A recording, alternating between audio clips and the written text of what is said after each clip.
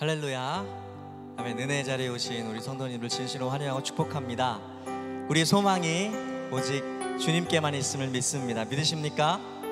우리의 생명도 주님 손에 달려있기에 오늘도 주님께 은혜를 구하며 나아가는 귀한 발걸음, 그 귀한 예배가 되길 주님의 이름으로 소망합니다. 믿으세요? 아멘. 우리 이 마음 담아서 주님께 박수로 영광 올려드리면서 찬양받기 합당하신 주님께 영광 돌리고 나아가겠습니다.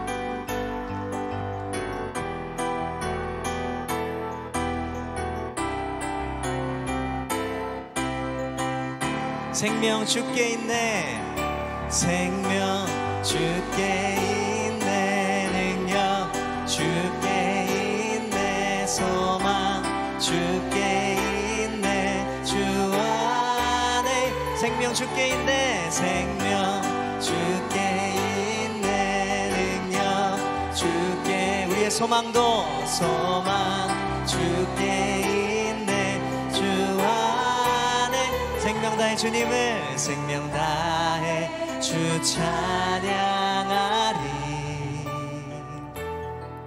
힘을 다해 주 찬양하리, 내 생명을 다해, 내 생명 다해, 내 힘을 다해, 모든 소망 주님께, 생명 주께 있네, 믿습니다. 소망도 주님께, 소망 주께, 오직 주님 안에, 주 안에 생명 주께 있네, 생명 주께 있네, 능력 주께 있네, 소망 주께 있네, 주 안, 생명 다해 주님을, 생명 다해 주 찬양하리, 힘을 다해 주 찬양하리, 내 생명 다해, 내 힘을 다해, 모든 소망 주님께, 생명 주께, 생명 주께, 능력도 능력 주께, 소망도 주님께, 아멘. 주께 있네, 주 안에 생명 주께, 생명 주께 있네, 능력 믿습니다. 소망도 소망 주께 있네, 주 안에, 주 안에 있네, 주 안에, 주 안에 있습니다. 주 안에 있네, 주께. 소망이신 주님께 박수로 영광 올려드리겠습니다. 우리의 소망이 오직 주님 안에만 있습니다.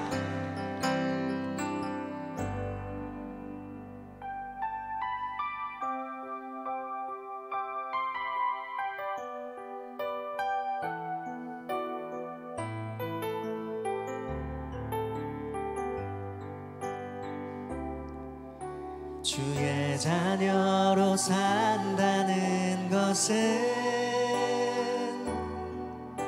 불 가운데로 걸어가는 것, 그 속에서 신실하게 날 지키시는 그 손길을 경험하는 것, 주의 자녀로 산다는 것은 바다 위로 걸어가는 것, 내 온몸을 덮쳐오는 폭풍 속에서 잠잠히 주 바라보는 것, 때론 물 가운데 휩싸일 때도, 폭풍 가운데 무너질 때도 주님 내 곁에 함께 하시네, 가장 가까이에 함께 하시네. 주의 자녀로 산다는 것은 나도 그들을 용납하는 것, 나를 위해 달리신 십자가 사랑, 그 사랑으로 살아가. 때론 불 가운데에, 때론 불 가운데 휩싸일 때도, 폭풍 가운데 무너질 때도 주님 내 곁에 함께 하시네. 가장 가까이에 함께 하시네. 주의 자녀로 산다는 것은 주님과 함께 동행하는 것 믿습니다. 주께서 지신 십자가 기꺼이 지고 주와 함께 걸어가는 것, 때론 물 가운데 휩싸일 때도, 폭풍 가운데 무너질 때도 주님 내 곁에 함께 하시네.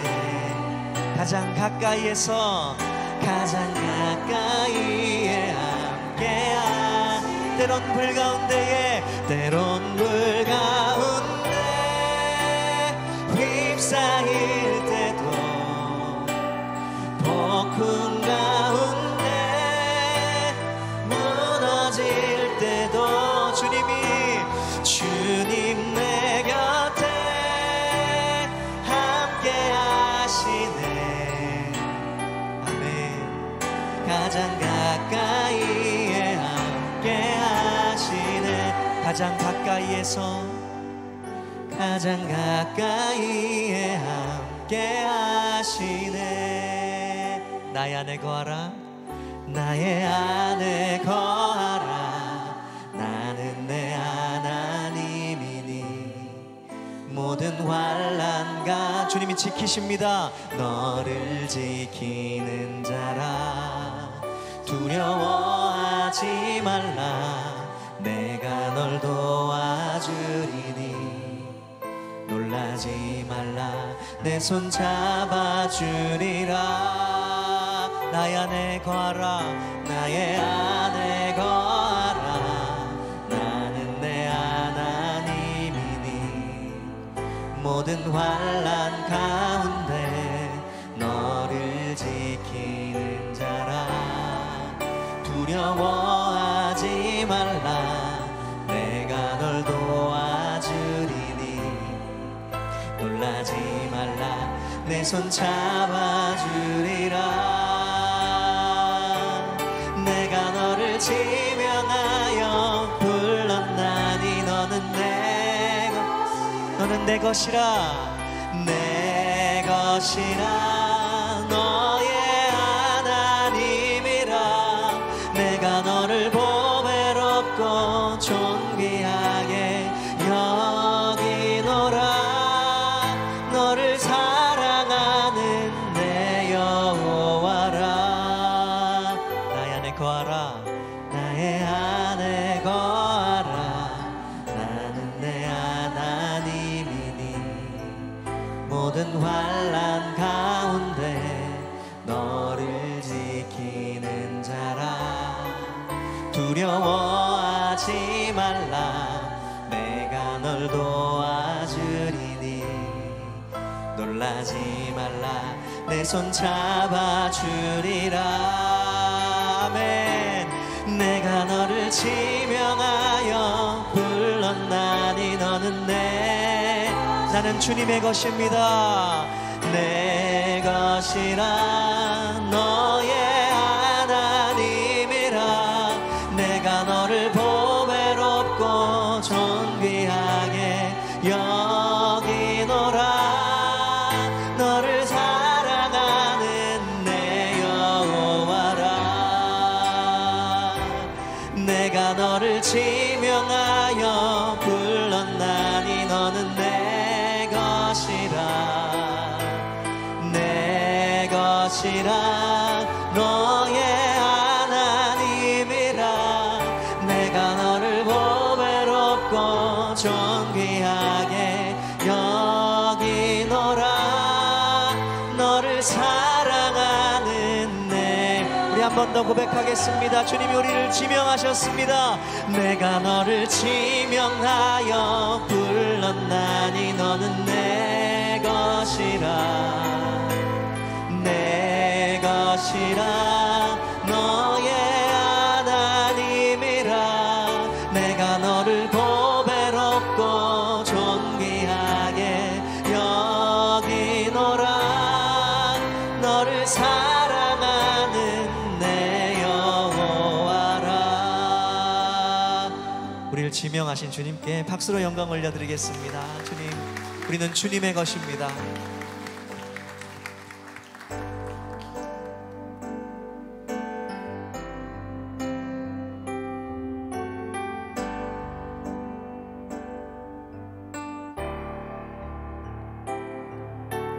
내 구주 예수를 더욱 사랑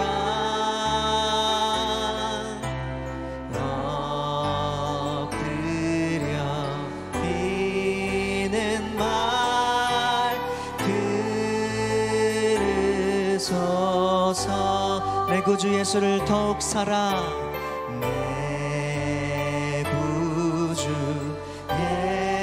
예수를 더욱 사랑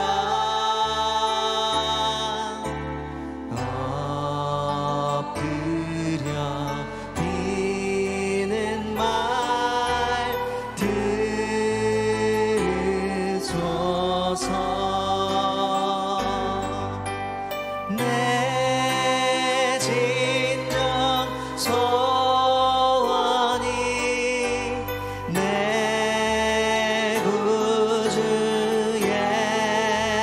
더욱 사랑하기 원합니다. 더욱 사랑 더욱 사랑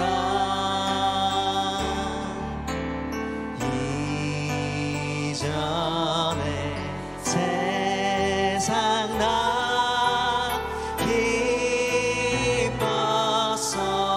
기뻤어도 지금 내 기쁨은 지금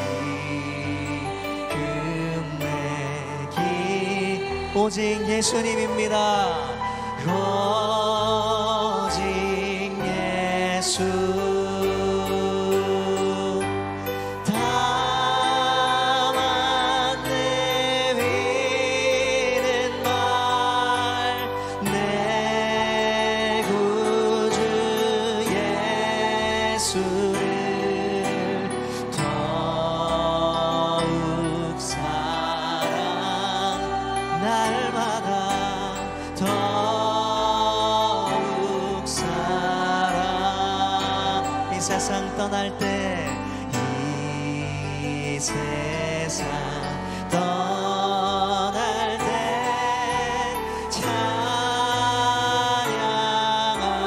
찬양하고 숨질 때 하는 말 이것일세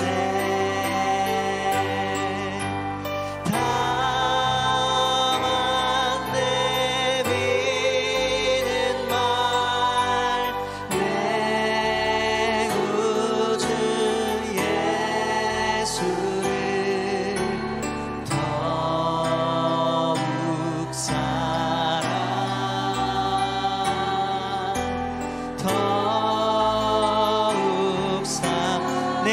진정 소원이 내 구주 예수를 내 진정 소원이 내 구주 예수를 더욱 사랑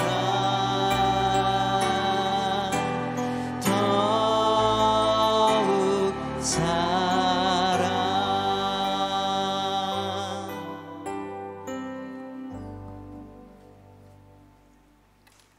다 함께 기도 드리시겠습니다.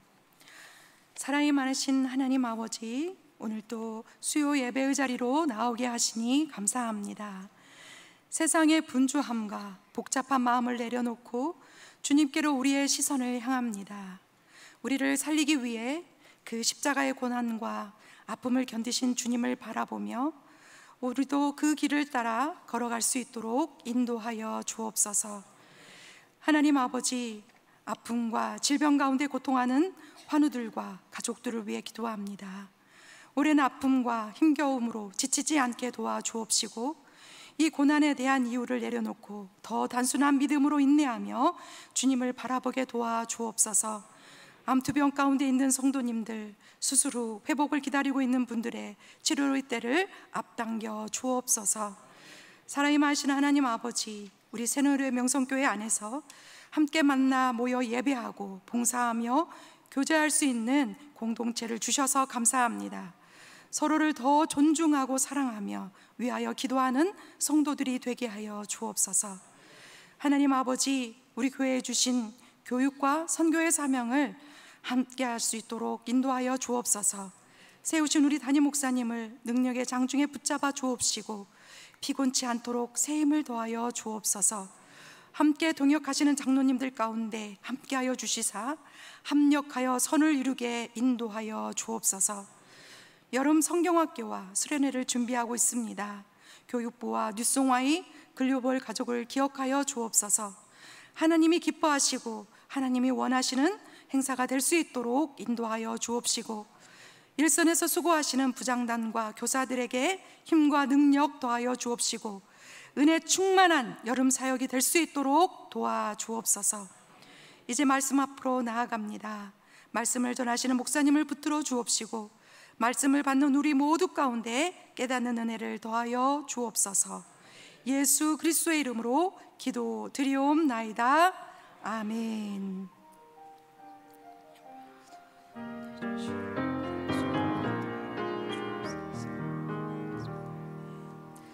오늘 우리에게 주시는 하나님의 말씀은 창세기 8장 21절부터 22절까지의 말씀입니다.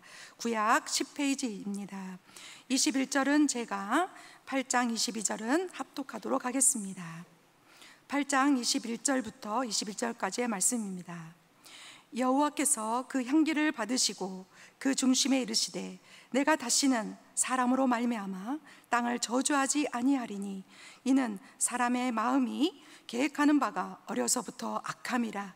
내가 전에 행한 것 같이 모든 생물을 다시 멸하지 아니하리니 땅에 있을 동안에는 심음과 거둠과 추위와 더위와 여름과 겨울과 낮과 밤이 쉬지 아니하리라. 아멘. 수요 찬양대가 찬양으로 하나님께 영광 올려 드리신 후에 담임 목사님께서 번제와 약속 제하의 말씀 전해 주실 때에 큰 은혜의 시간이 될 줄 믿습니다.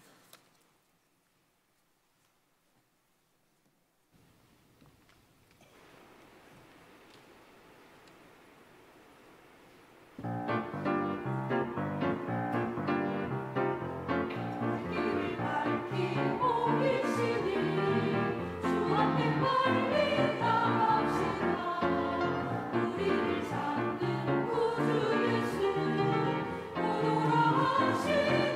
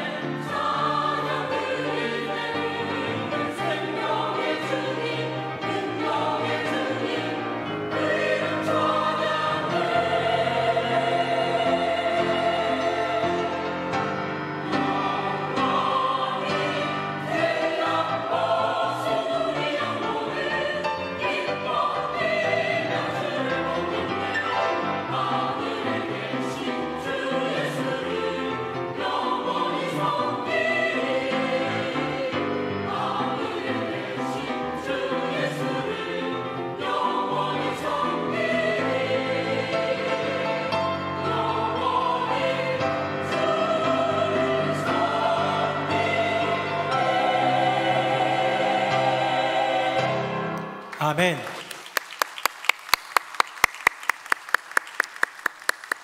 네, 우리 귀한 찬양대 고백처럼 우리의 갈 길을 밝혀주시는 분 우리 주님이신 줄로 믿습니다. 우리 앞에 분 보시면서 인사하겠습니다. 하나님이 우리의 빛이십니다. 시작. 하나님이 우리의 빛이십니다. 하나님이 우리의 빛이십니다. 제가 우리 찬양대 찬양을 들으면 이렇게 밝은 곡이 가끔 나오죠. 오히려 가끔 나오는 것 같아요. 그런데 잔잔한 곡이 나오면 긴장된 마음이 풀어지고 밝은 곡이 나오면 힘이 조금 솟는 것 같아요. 그래서 참 좋다. 우리가 말씀 앞으로 들어갈 때에 우리 주님께서 우리의 마음을 안정감 있게 바꿔주시고 또 새 힘을 주시는 은혜가 넘칠 줄로 믿습니다. 오늘 곡은 빠르다 보니까 반주자가 힘들었을 것 같아요. 제가 반주자 피아노 치는 걸 잠깐 봤는데 정신 없더라고요. 오늘따라 거의 2배의 속으로 막 치는데 혼자 고군분투했는데 우리 반주자, 지휘자, 우리 찬양대 위에 박수 한번 하겠습니다. 고맙습니다. 네, 우리 노아의 이야기를 이어가고 있고요. 이제 노아의 홍수는 끝났고 노아의 홍수 그 이후에 대한 마무리의 과정도 조금 우리가 살펴봐야 될 텐데요.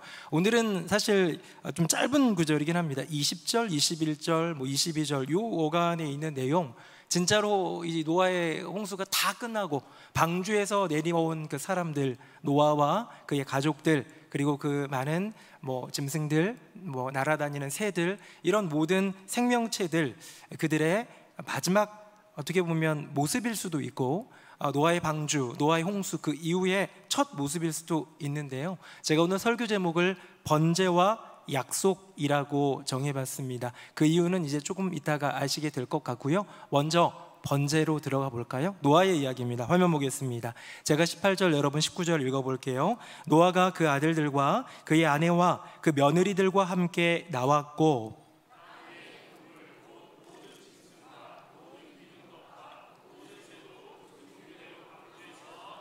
같이요. 노아가 여호와께 제단을 쌓고 모든 정결한 짐승과 모든 정결한 새 중에서 제물을 취하여 번제로 제단에 드렸더니 아멘. 제가 이 번제라는 것을 왜 이 단어를 사용했냐, 제사로 쓸 수도 있는데 성경에 노아가 제사를 드렸다라는 표현보다 번제를 드렸다라는 표현을 해서 그냥 그대로 따왔습니다. 번제, 그래서 노아의 번제를 먼저 살펴볼 텐데요. 번제는 곧 제사고, 제사는 곧 우리의 인생 가운데 있는 지금 우리가 드리고 있는 예배라고도 볼 수 있겠지요. 제단이라는 단어가 나왔어요. 번제라는 단어가 나왔어요. 창세기에는 언제나 그렇듯 성경에 처음 등장하는 단어들이 참 많을 거 아니에요? 그런데 이 제단이라는 단어와 번제라는 단어가 여기서 처음 나옵니다. 가인과 아벨이 분명히 제사를 드렸어요. 근데 제물을 드렸고 연락하셨다 이런 얘기가 나왔지, 이 번제라는 단어 처음 제사의 용법이 나왔고요. 그 다음에 제단이라는 무언가를 쌓아서 드린, 우리 가인과 아벨 옛날에 그림 막 보면 뭔가 돌단 같은 거 쌓아두고 거기에 어린 양, 곡식 이랬던 것 같은데 그림이 그럴 뿐이지 성경에서는 제단이라는 언급은 없었어요. 그런데 노아는요, 방주에서 나오자마자 제단을 쌓고 거기에서 정결한 짐승, 정결한 새 중에서 취하여서 번제는 완전히 태워서 드리는, 하나님께 올려드리는 제사를 드렸더라는 것이죠. 저는 그런 생각 해봤습니다.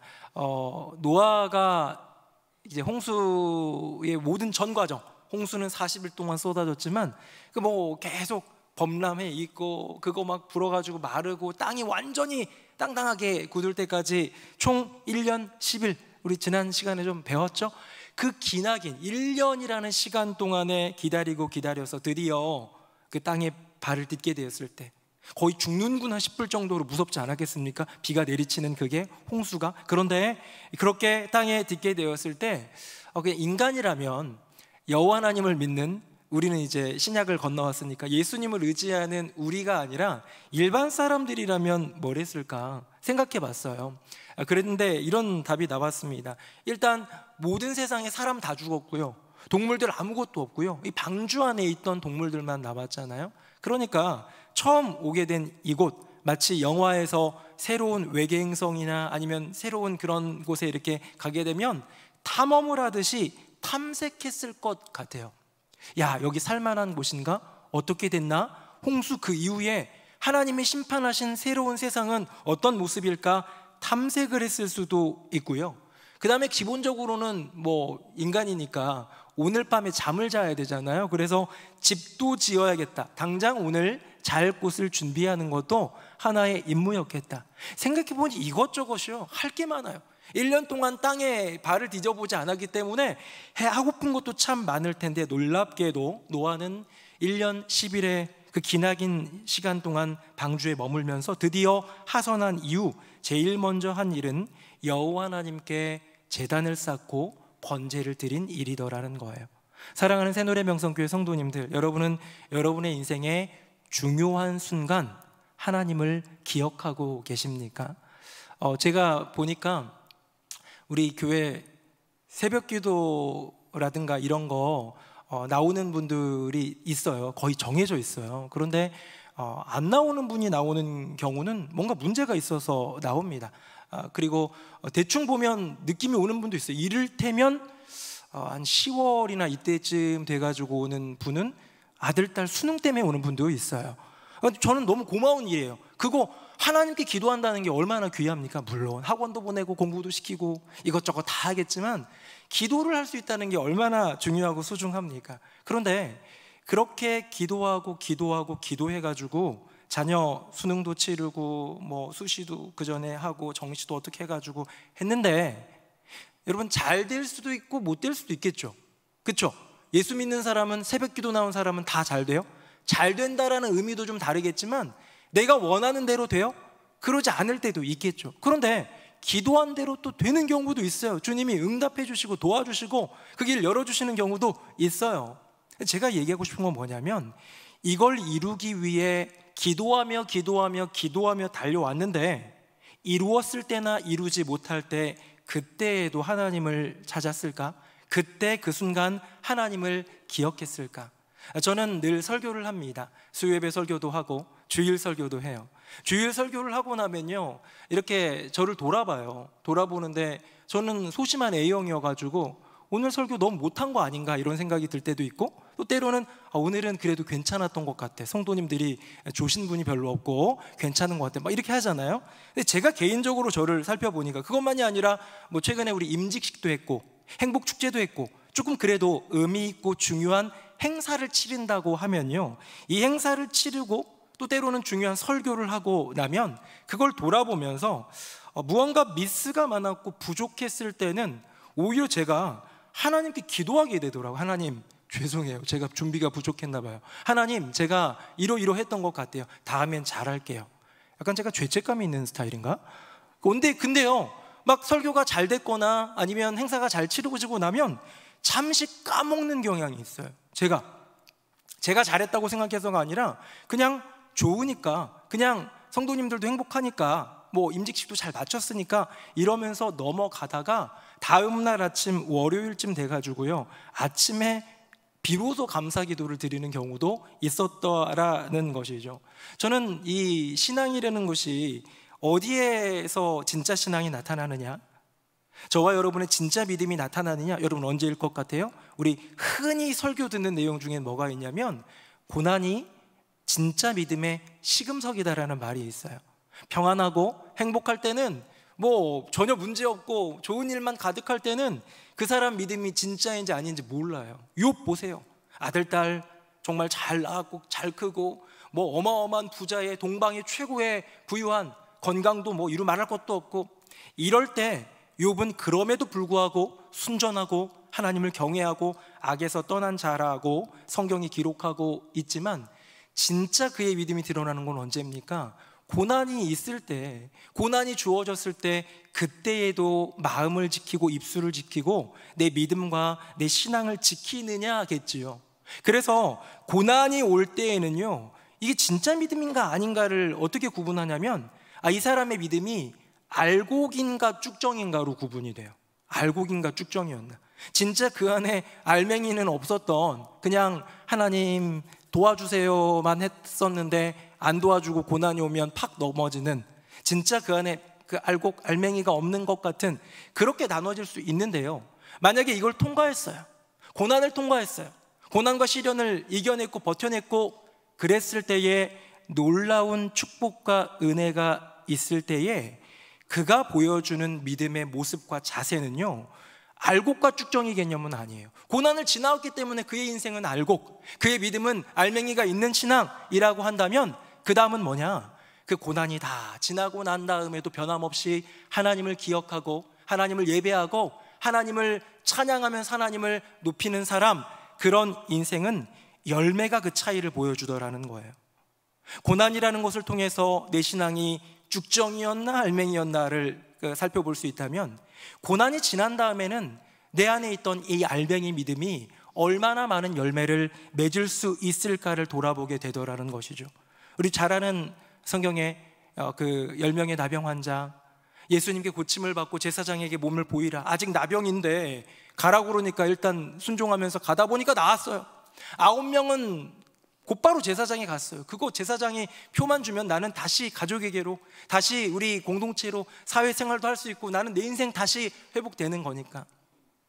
딱 한 명만 예수님께로 돌아오게 됩니다. 자, 그때 예수님이 왜 한 명만 돌아왔냐, 10명이 고침을 받았는데 왜 너만 왔냐 그러면서 이 사람에게 주는 선물이 뭐였어요? 내 믿음이 너를 구원하였느니라. 그러니까 9명의 나병 환자도 축복 받았어요, 못 받았어요? 믿음 있었어요, 없었어요? 순종함으로 갔기 때문에 믿음 인물로 보자는 거예요. 그의 인생에도 축복은 있었어요. 나병이 나았는데요, 가장 원하던 거예요. 가장 바라던 거예요. 그런데 그 바라던 것이 이루어졌을 때 이것을 이룬 분이 예수님을 기억하고 예수님께 감사로 돌아와서 그분께 영광 돌리는, 감사하였더라가 하나의 어떤 예배거든요. 우리는 지금 하나님께 감사의 예배를 드리는 거거든요. 이렇게 할 때에 질병의 치유만이 아니라 영혼 구원의 은혜가 나타났다라는 것을 보게 될 때에 정말 우리 성도라면 모든 순간, 우리의 인생 가운데 주어진 모든 순간 하나님을 기억하고 하나님을 찾고 하나님을 예배해야 할 줄로 믿습니다. 사랑하는 새노래명성교회 성도님들, 고난과 시련이 지나간 후, 바라던 일이 응답된 후, 놀라운 축복을 경험한 후, 나의 인생 가운데 더 없을 것 같았던 노아의 홍수, 그 어마어마한 심판이 지나간 후에도 제일 먼저 여호와 하나님을 기억할 수 있는 저와 여러분 되기를 예수님 이름으로 축복합니다.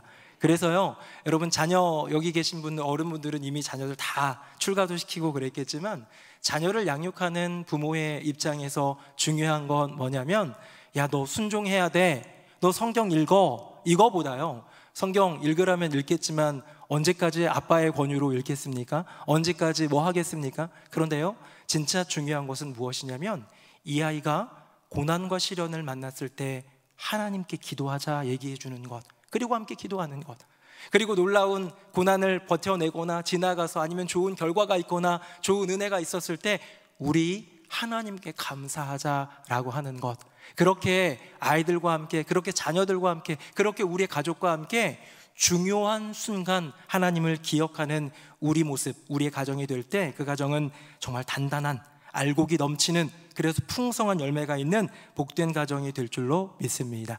자, 노아는요, 지금 홍수가 지난 다음에 제일 먼저 한 것은 제사였습니다. 하나님을 기억하는 제사. 두 번째가 있어요. 화면 보겠습니다. 20절 제가 읽어보겠습니다. 노아가 여호와께 제단을 쌓고 모든 정결한 짐승과 모든 정결한 새 중에서 제물을 취하여 번제로 제단에 드렸더니 같이요. 시작. 여호와께서 그 향기를 받으시고, 아멘. 저는 노아의 제사를 받습니다. 노아의 번제를 받습니다. 중요하잖아요. 1년이 넘는 시간 동안의 심판, 그 시련, 그 고난, 그 기다림, 그 끝에 드디어 원하고 원하던 이 땅을 밟는 새로운 세상 가운데, 새로운 출발 가운데로 나아가게 된 노아가 하나님께 제일 먼저 했던 것, 아니 방주에서 내리자마자 그 인생이 제일 먼저 했던 것, 하나님께 올려드리는 제사인데, 지금 그 제사가 어떤 제사인지 궁금했어요. 기본적으로 번제라는 거, 방식은 나왔던 것 같아요. 그렇죠? 제단이 있었다는 거 정도는 알겠어요. 그런데 성경이 진짜 집중하고 있던 단어는 뭐냐면 향기입니다. 향기. 이 향기가 역시 성경에 처음 나오는 게 바로 이 본문입니다. 어떤 짐승을, 정결한 짐승을 잡았대요. 어떤 새, 정결한 새도 잡았대요. 어떤 새인지 어떤 짐승인지, 소인지 양인지 비둘기인지 그것도 성경에 등장하지 않습니다. 번제라는 제사의 방법은 있지만 그게 속죄제인지 화목제인지 여러 학자들은 화목제일 것이다, 속죄제일 것이다, 이렇게 추정해요. 그간 있었던 인류의 죄를 속죄하고 아니면 하나님과 이렇게 화해하는 화목제 이렇게 얘기도 하는데 잘 몰라요. 그런데 성경이 말하는 확실한 것은 무엇이냐면 그 제사를 여호와 하나님이 향기로 받으셨다는 거예요. 향기로. 여러분 그 손목을 한번 들어보시고 자기 코에 대가지고요 한번 맡아보세요. 시작. 향기 나는 분, 향기 나는 분 있어요? 물론 있어도 얘기 안 하시겠죠. 저같이 이렇게 질문하는 목사 피곤하죠? 네.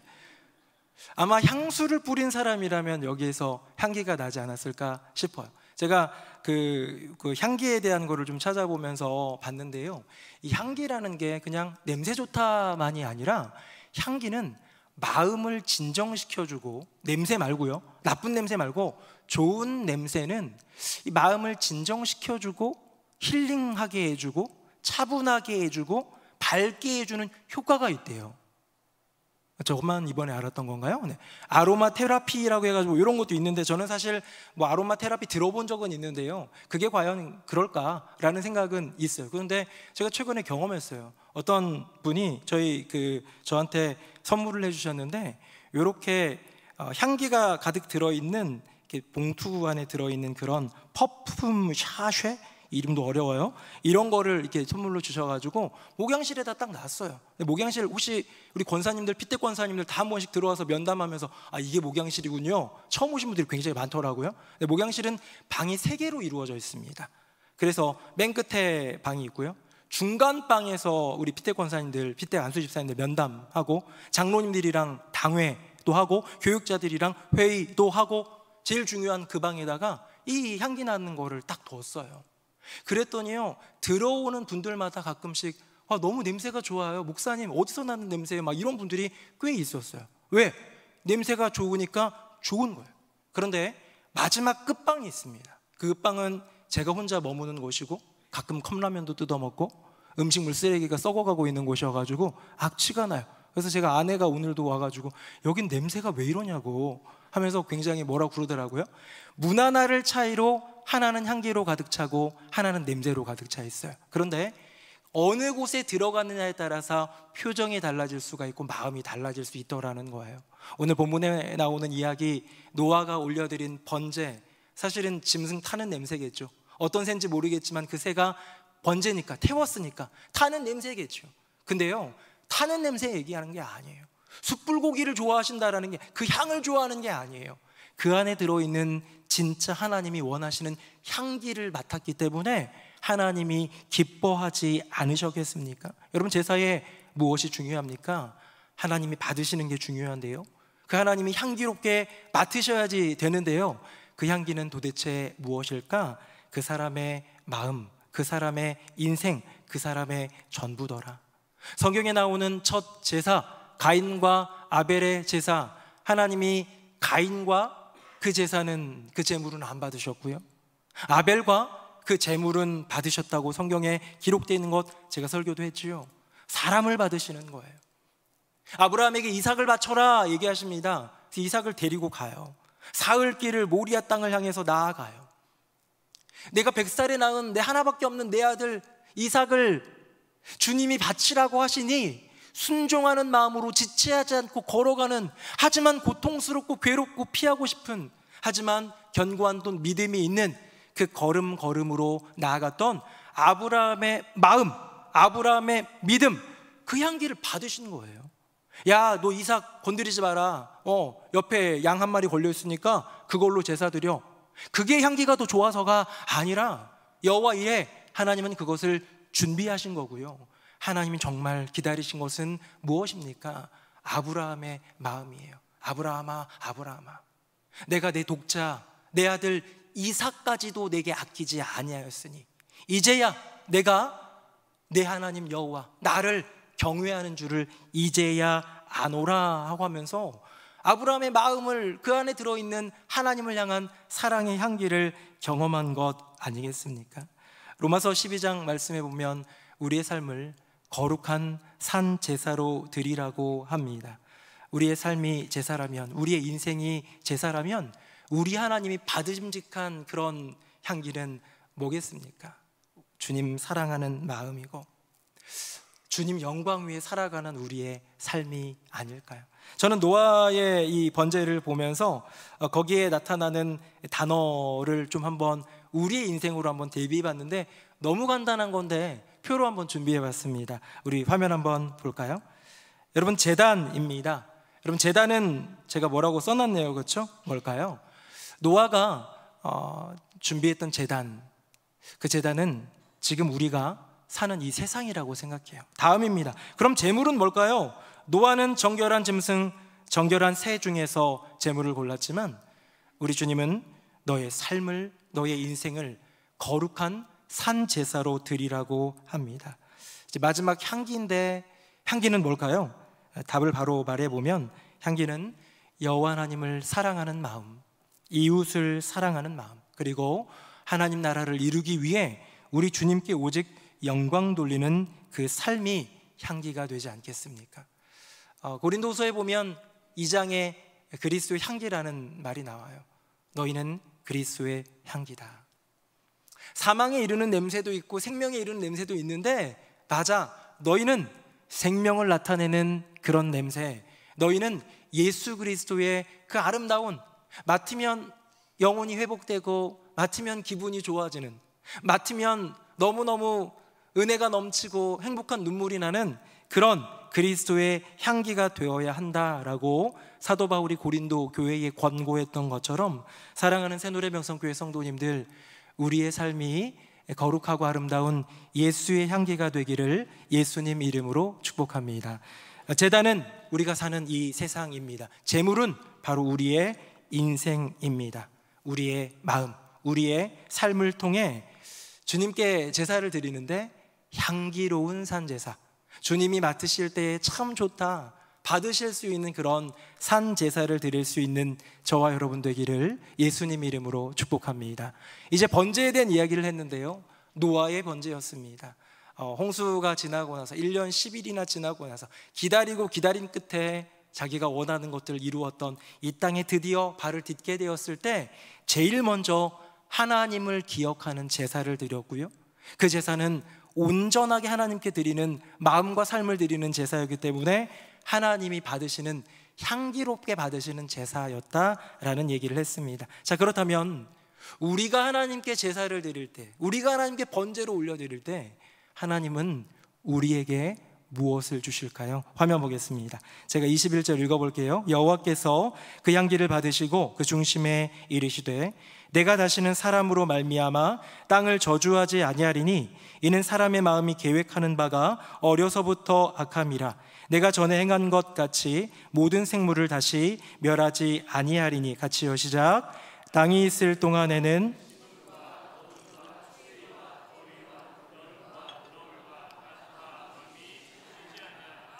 아멘. 네, 하나님께 우리가 그 중요한 순간에 번제를 올려드리고 제사를 드리면 하나님은 우리에게 약속을 주시더라는 거예요.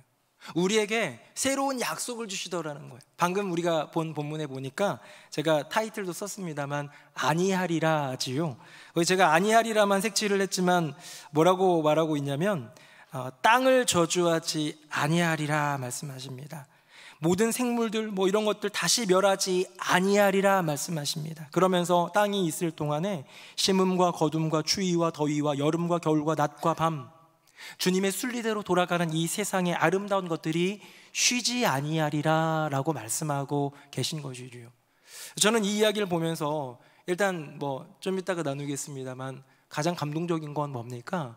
우리가 정말 중요한 순간에, 어쩌면 우리가 오늘이라고 부르는 이 하루의 순간에 우리가 하나님을 찾으면, 그렇게 잠깐이라도 기도드리면, 우리가 하나님께 나와서 예배 드리면 우리 하나님은 말로 다 할 수 없이 비교할 수 없는 약속을 주시는 분이구나. 사랑하는 새노래명성교회 성도님들, 우리는 예배를 드리지만 하나님은 약속을 주시는 분이신 줄로 믿습니다. 우리는 잠시 있다가 그 시간이라는 한계 속에서 제한적으로 하나님께 올려드리는 예배지만 하나님이 우리에게 주시는 약속은 영원한 약속이더라는 거예요. 근데 저는 이거 보면서요, 잠깐 의문이 들었던 게 있어요. 그게 뭐냐면 아니하리라 아니하리라 하면서 하는 가운데에 내가 다시는 땅 저주하지 않고 멸하지 않고 그럴 거야 하면서 약속해 주시는 이유예요. 다음 한번 볼까요? 제가 청록색으로 칠했는데 구분이 좀 되죠? 네네네. 제가 한번 읽어보겠습니다. 청록색만. 이는 사람의 마음이 계획하는 바가 어려서부터 악함이라 라고 되어 있어요. 왜 저주하지 않으신대요? 왜 더 이상 심판하지 않고 멸하지 않으신다고 했어요? 사람 마음이 악하구나, 주님이 그렇게 생각하셨는데요, 이게 너무 의아한 건 뭐냐면 이거랑 똑같은 구절이 있거든요, 성경에. 바로 홍수 직전입니다. 화면 한번 볼까요?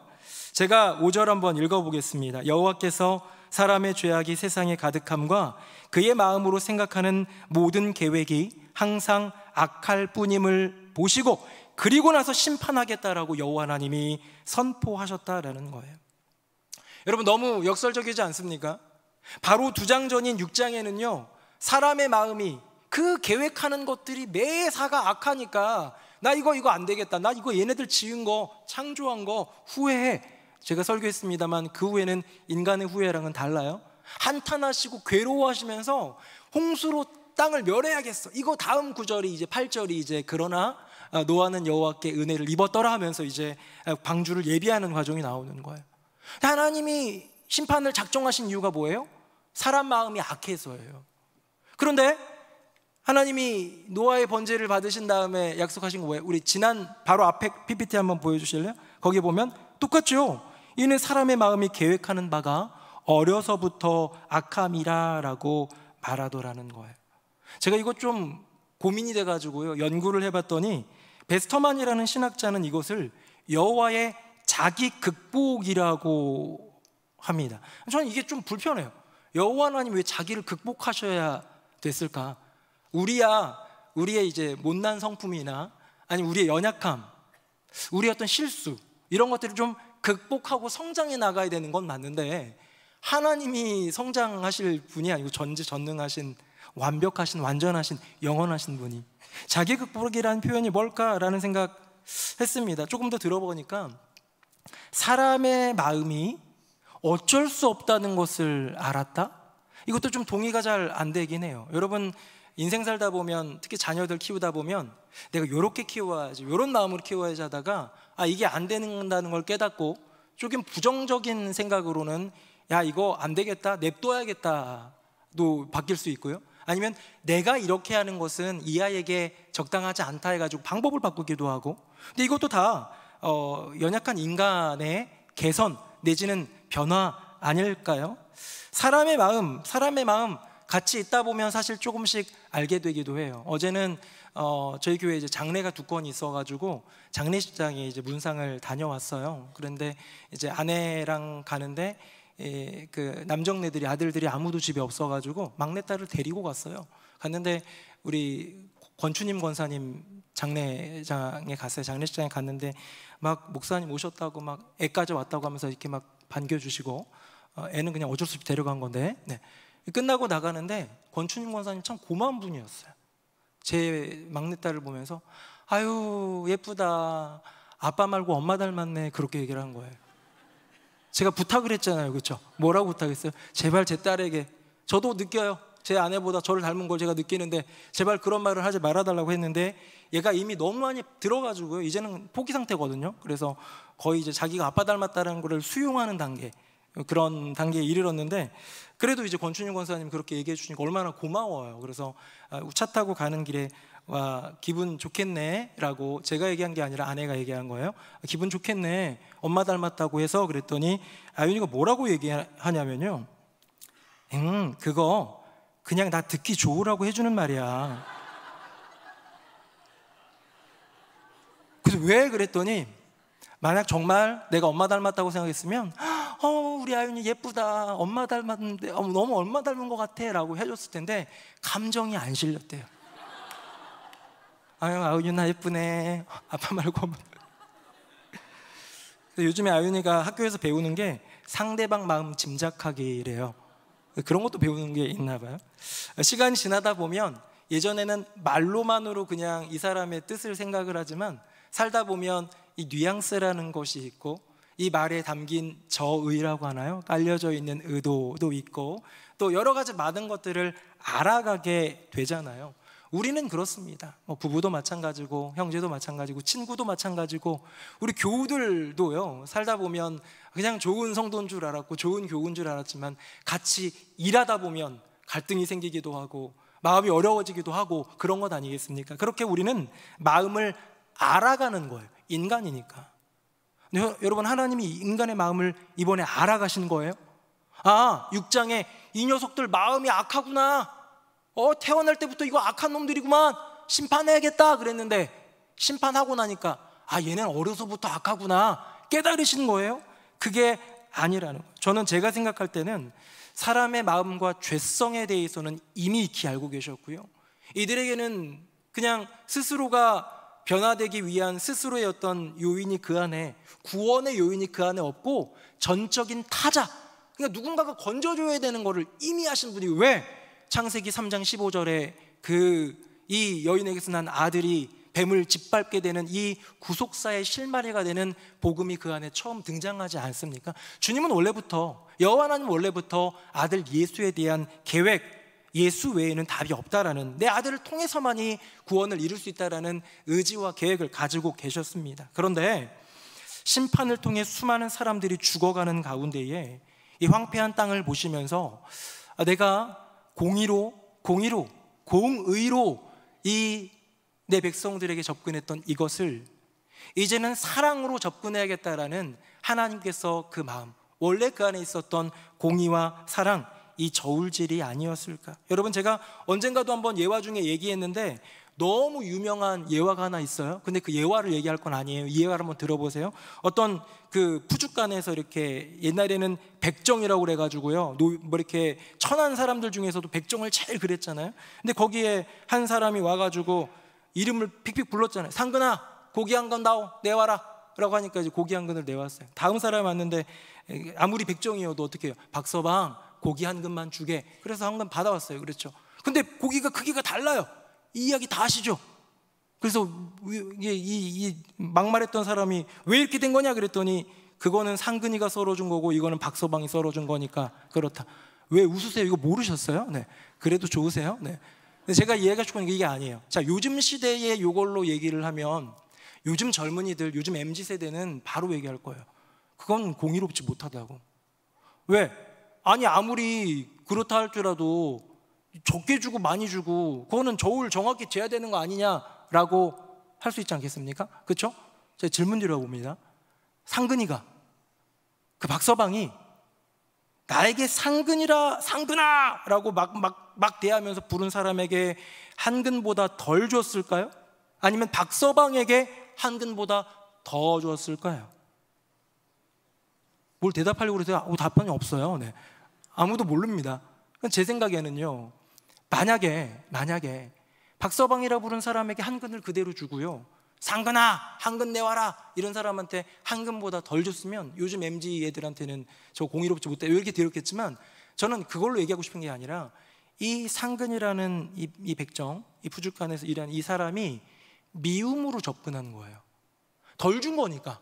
근데 이 상근이라고 부른 사람에게는 한 근 그대로 정확하게 주고, 잘못한 거 없죠?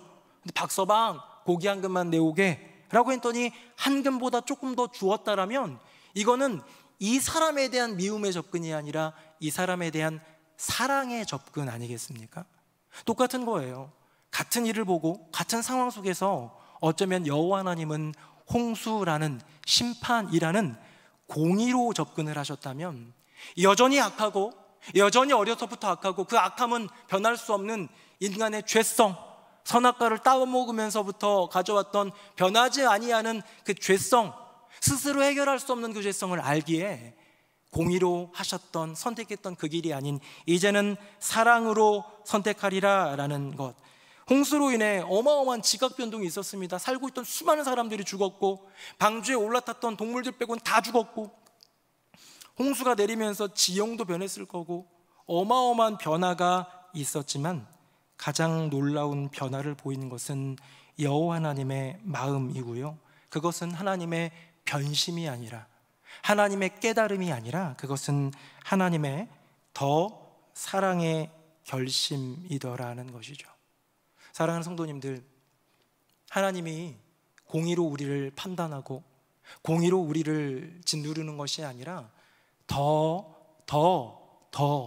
사랑하기 위해서 당신의 아들 예수를 내어준 줄로 믿습니다.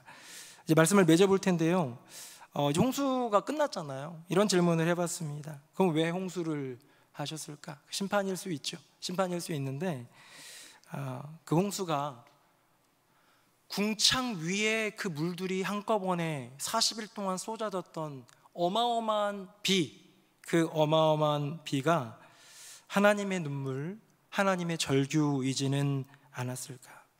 내가 너희를 심판하면서 너희를 쓸어버리면서 이토록 울고 이토록 아프다라는 것을, 내가 너희를 정말로 사랑한다라는 것을 보여주는, 마지막으로 한번 보여주는 것은 아니었을까? 그래서 홍수는 인류 역사상 가장 무서운 심판의 도구인 동시에 여호와 하나님의 눈물의 상징이 아닐까요? 남녀가 연애를 하다가, 젊은 친구들이 이렇게 연애를 하다가 헤어질 때가 있잖아요. 누가 뭐 찰 때도 있고 우리 서로 헤어져 이렇게 할 때가 있는데, 그러다가 이제 울 수 있잖아요, 그렇죠? 여자가 더 많이 울 수도 있고 남자가 또 엉엉 울 수도 있겠죠. 그런데 이 재미있는 연구하는 사람들이 있어요. 어떤 연구를 했냐면, 비 오는 날 헤어지면 더울까? 비 오는 날 헤어지면 더울까? 뭐 이런 걸 조사를 했는데요, 이 사람 뭐 어떻게 조사했는지 모르겠는데 조사한 내용에 의하면 결론은 비 오는 날 이별하면 눈물이 더 많다고 합니다.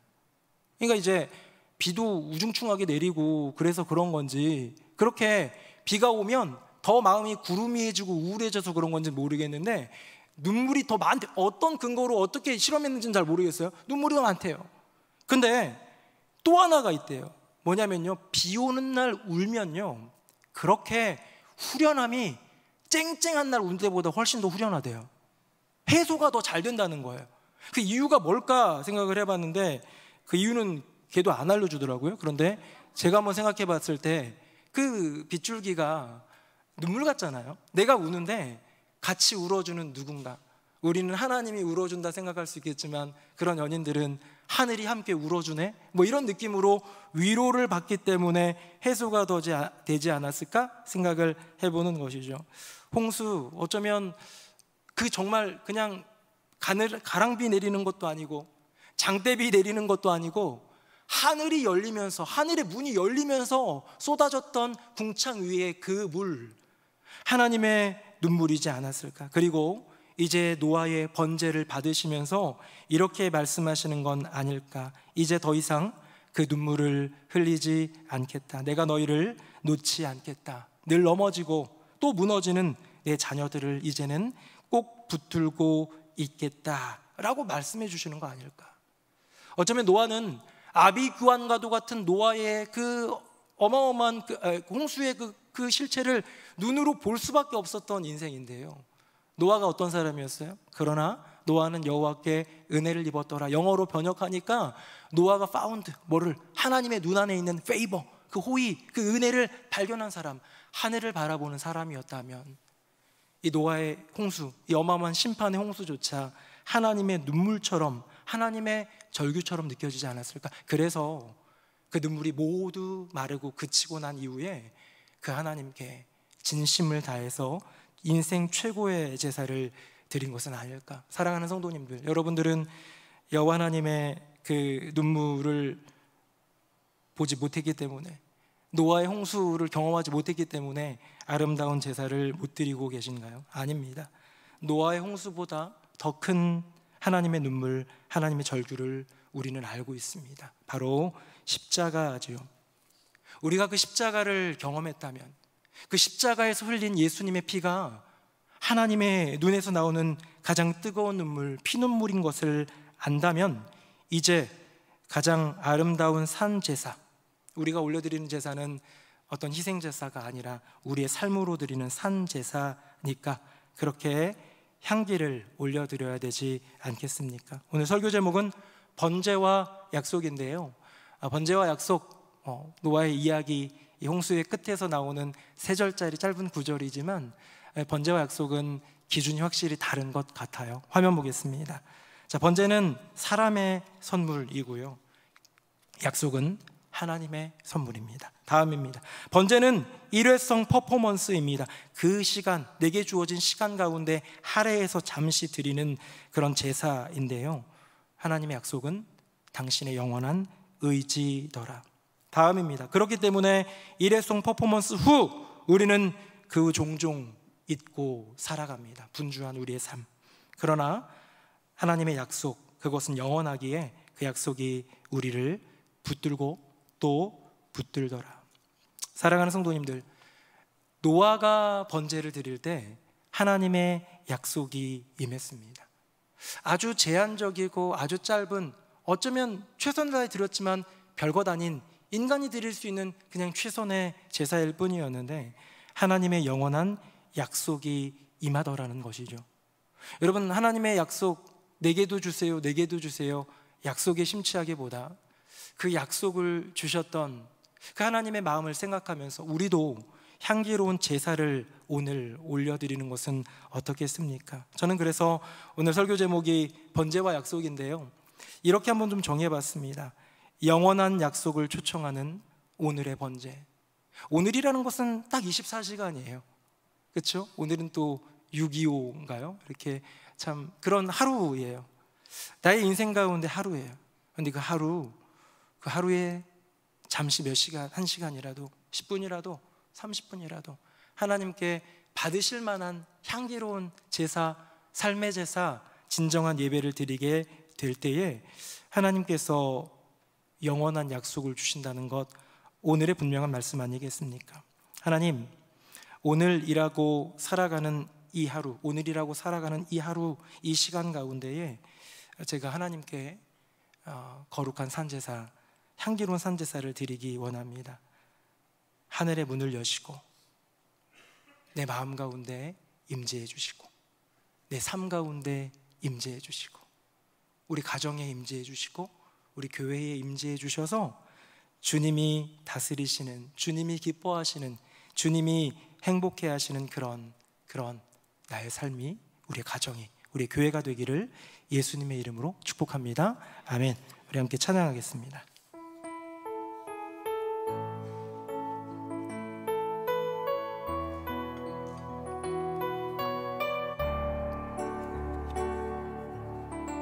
하늘의 문을 여소서, 하늘의 문을 여소서, 이곳을 주목하소서. 주를 향한 노래가 꺼지지 않으니 하늘을 열고 보소서. 이곳에 임재하소서, 이곳에 임재하소서. 주님을 기다립니다. 기도의 향기가 하늘에 닿으니 주여 임재하여 주소서. 이곳에 오셔서 이곳에 앉으소서. 이곳에서 드리는 예배를 받으소서. 주님의 이름만이, 오직 주의 이름만 이곳에 있습니다. 하늘의 문을 여소서, 하늘의 문을 여소서. 이곳을 주목하소서. 주를 향한 노래가 꺼지지 않으니 하늘을 열고 오소서. 이곳에 임재하소서. 이곳에 임재하소서. 주님을 기다립니다.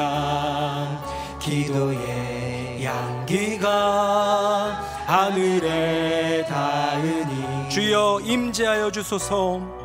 주여 임재하여 주소서. 이곳에 오셔서 이곳에 앉으소서. 이곳에서 드리는 예배를 받으소서. 주님의 이름이 주님의 이름만이 오직 주의 이름만 이곳에 오셔서 이곳에 오셔서 이곳에 앉으소서. 이곳에서 드리는 예배를 받으소서. 주님의 이름이 주님의 이름만이 오직 주의 이름만. 우리 두 손을 가슴에 모으고 이곳에 오셔서 이곳에 오셔서 이곳에 앉으소서. 이곳에서 드리는 예배를 받으소서. 주님의 이름이 주님의 이름만이 오직 주의 이름만. 우리 마지막으로 한 번 더 고백합니다. 이곳에 오셔서 이곳에 오셔서 이곳에 앉으소서. 이곳에서 드리는 예배를 받으소서. 주님의 이름이 주님의 이름이 주님의 이름만이 오직 주의 이름만 이곳에 있습니다. 우리 함께 기도하기 원합니다. 사랑하는 주님, 우리를 향한 하나님의 그 사랑을 잊고 살 때가 많았은 것을 기억합니다. 노아의 홍수를 통해 보여주신 하나님의 눈물과 그 절규, 십자가에 흘린 예수님의 피를 통해 보여주신 하나님의 그 뜨거운 눈물, 그 처절한 절규, 이제 기억하고 노아처럼 마음과 삶으로 향기로운 제사를 주님께 올려드리기를 원합니다. 주님, 내 마음에, 내 삶에, 우리의 가정에, 우리의 교회에 임재하여 주시옵소서. 우리 두 손 들고 주님의 이름 3번 부르짖고 기도하겠습니다. 주여, 주여, 주여.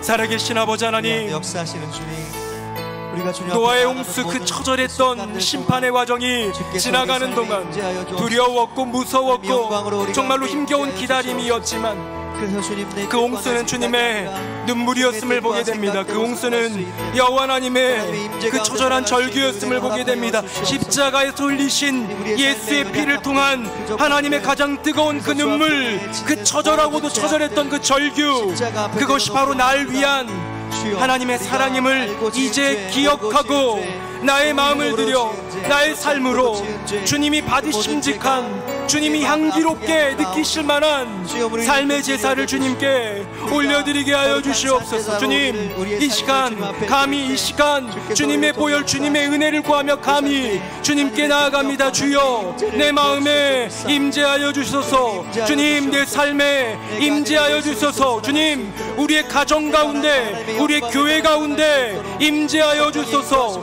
우리가 어디에 있든지 주님께 예배하며 주님께 기도하며 우리의 마음의 향기를, 우리의 인생의 향기를 주님께 올려드릴 때 우리의 예배를 받아주시고 우리의 향기를 받아주시고 주님, 그때의 영원한 약속으로 우리를 인도하여 주시옵소서. 아멘. 아버지 하나님, 노아가 그 홍수의 모든 과정을 끝내고 땅을 딛게 되었을 때 처음 했던 그 진실된 제사, 가장 중요한 순간 하나님의 사랑을 기억하며 올려드린 그 번제, 우리도 우리의 삶 속에서 거룩한 산제사로 주님께 올려드리기 원합니다. 우리의 마음이 주님께 향기가 되길 원합니다. 우리의 입술의 언어가 주님께 향기가 되기를 원합니다. 우리의 걸어가는 걸음걸음과 손과 발의 모든 행동이, 우리의 인생이 우리 하나님께 향기가 되기를 원합니다. 그렇게 우리 주님께 순간순간 주님을 찾을 때마다 주님, 우리의 마음에, 우리의 삶에, 연약하고 부족한 우리의 가정에, 우리 교회에 임재하여 주시옵소서. 우리에게 임재하시기 위해 십자가의 길을 걸어가신 우리 주 예수 그리스도의 이름으로 기도드립니다. 아멘.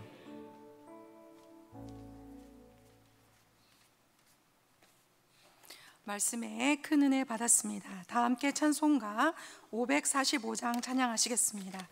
546장 1절, 2절, 4절 찬양하시겠습니다.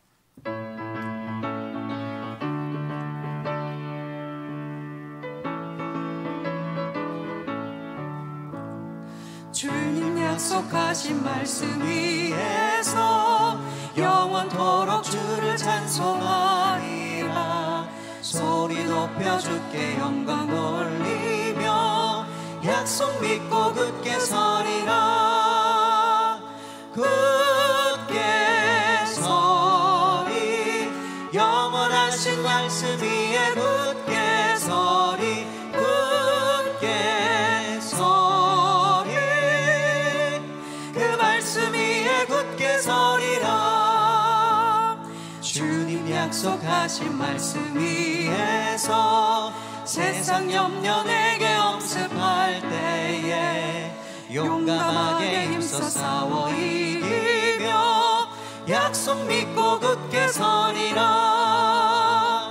굳게 서리, 영원하신 말씀 위에 굳게 서리. 굳게 서리, 그 말씀 위에 굳게 서리라. 주님 약속하신 말씀 위에서 성령 인도하는 대로 행하며 주님 품에 항상 안식 얻으며 약속 믿고 굳게 서리라. 굳게 서리, 영원하신 말씀 위에 굳게 서리. 굳게 서리, 그 말씀 위에 굳게 서리라. 아멘. 이후의 순서는 담임 목사님께서 인도해 주시겠습니다. 네, 수요예배 나오신 모든 분들 주님의 이름으로 환영하고 축복합니다. 우리가 주일 예배 참 당연하게 주일 성수라는 믿음으로 잘 드리곤 하는데, 수요예배가 참 많이 다른 교회들 보면 많이 힘들고 없어지기도 하고 많이 그러는 것 같아요. 그런데 우리에게 주어진 시간 동안에 이 예배를 소중히 여기고 지켜갈 때에 우리 수요예배 때 드리는, 주님께 올려드리는 번제를 통해서 하나님이 영원한 약속으로 선하게 인도하여 주실 줄로 믿습니다. 그 믿음으로 같이 나가길 바라고요.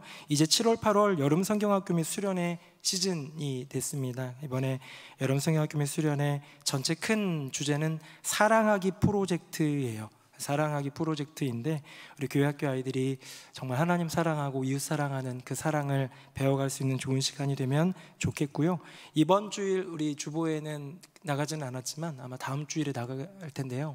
이제 봉사자들이 필요합니다. 섬길 분들이 필요한데, 애들 보고 사랑하기 프로젝트 알아서 배우라고 하지 말고 우리가 사랑을 실천하면서 가르쳐 줄 수 있으면 좋겠고요. 교육의 사명을 위해서 몸과 마음으로 또 물질로, 기도로 같이 잘 참여해 주시면 진심으로 감사드리겠습니다. 우리 다 함께 자리에서 일어나시겠습니다.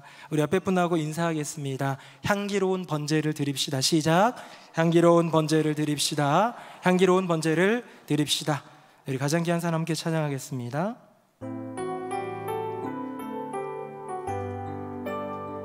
하나님 독생자 예수 그리스도 날 위해 고귀한 생명 주셨으니 그 생명 받은 나 하늘의 소망인데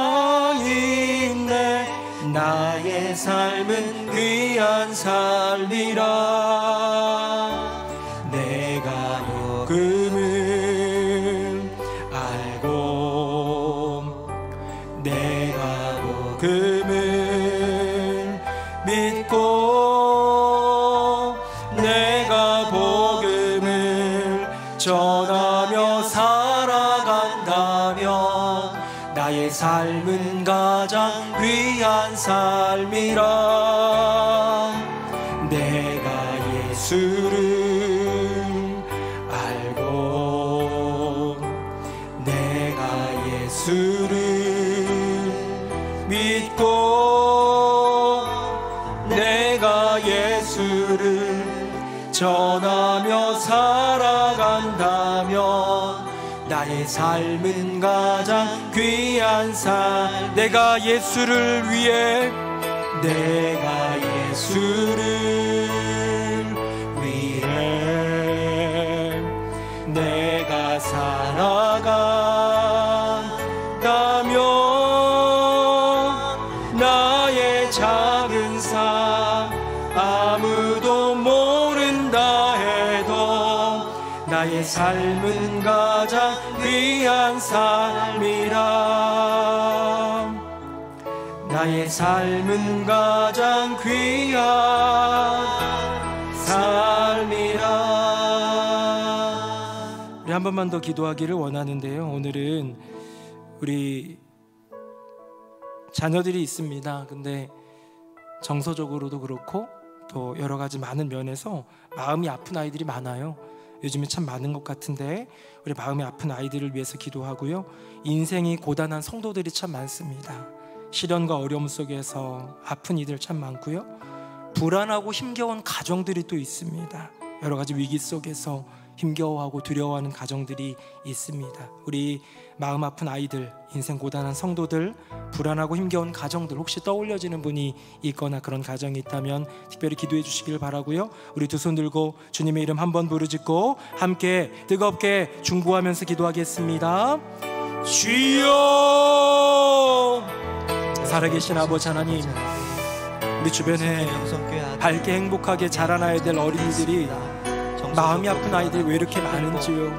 그래서 일상생활이 어려울 정도로 아직 어리고 자녀들도 있습니다. 아직 충분히 사랑받아야 기억하여 하고 주시고 용납되고 하나님과 그렇게 동행하고 즐겁게 모든 하루하루를 어려움에서 소망 가운데 건짐을 살아가야 될 받게 아이들이 하여 많이 사망의 음침한 아파합니다. 골짜기를 마음의 다닐지라도 질병들 은혜를 때문에 두려워하지 않을 것을 너무나도 주께서 우울해하고 함께 속상해하고 하시라. 힘들어하고 주의 두려워합니다. 지팡이와 주님, 막대기가 그 아이들의 마음을 안위하시나이다. 주님께서 다윗의 손잡아 고백이 주시고 그들의 내 사랑하는 고백이 되게 아들, 하여 내 주옵시고. 사랑하는 딸이라 불러주시며 주님, 우리의 어려운 주님이 친히 가정들, 안아 주시옵소서. 위기 가운데 있는 인생의 가정들, 고단함이 있는 지체들 주의 많이 손으로 있습니다. 붙잡아 주시고 앞날이 막막해서 주님께서 힘겨워서 시온의 대로를 어떻게 해야 될지 모르는 도와주셔서 지체들도 참 많이 있습니다. 주님 가정이 도와 주의 그리스도 안에서 주시옵소서. 하나 되어 주님 주님께서 가정 가운데 기뻐하시는 위기로 그 길로 인하여서 주님께로 바꿔 불안하고 두렵고 그 길로 어떻게 해야 우리 될지 가정들을 모르고 인도하여 주시옵소서. 또 낙담하고 절망하는 그곳에 가운데 있는 그런 성도님들이 있습니다. 주님, 성도의 귀한 가정들 하나님께서 친히 돌보아 주시고 은혜로 위로로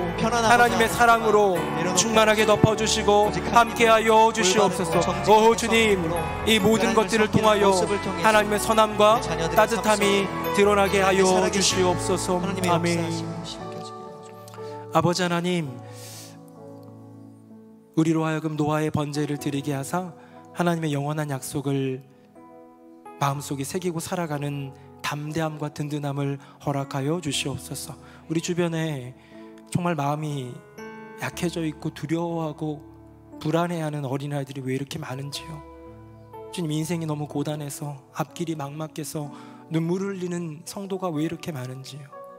가정 안의 위기로 인해서 그 불안함과 두려움 가운데 또 낙담하고 자포자기한 그런 또 지체들, 그런 가정들은 또 왜 이렇게 많은지요. 주님, 불쌍히 여겨주시고 하나님의 손을 내밀어 그 영혼을, 그 인생을, 그 가정을 붙들어 주시옵소서.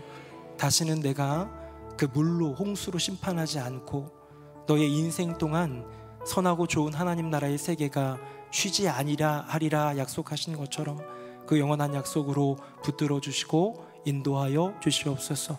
오늘 수요예배 나와 하나님을 찾고 찬양하며 예배하며 기도하며 말씀 듣고 그 말씀 새기며 살아가려고 몸부림치는 당신의 귀한 백성들 가운데 크신 은혜와 복으로 충만하게 하여 주시옵소서.